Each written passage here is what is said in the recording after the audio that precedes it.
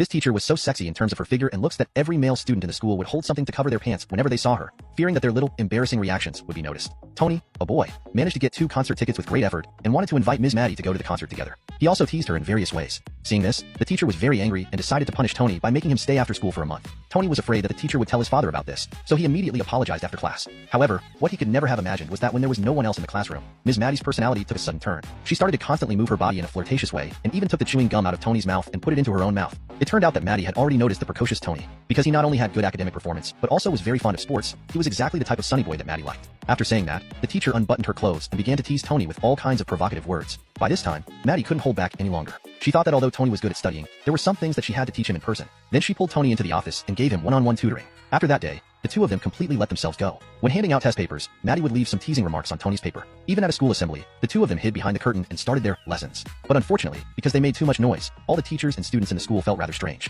When the curtain was pulled open, everyone was stunned. Maddie shyly wrapped herself in the school flag and left in a hurry. Tony thought that he was completely doomed this time. But unexpectedly, the next second, warm applause broke out from the whole audience. The teachers and classmates all admired his courage for doing something that none of them dared to do. Since this kind of abnormal relationship was not recognized by society, soon the case of Tony and Maddie became a typical public prosecution case. However, the result was not ideal. Because Tony was still a minor at that time. In the end, all the punishments were borne by Maddie. She was sentenced to 30 years in prison.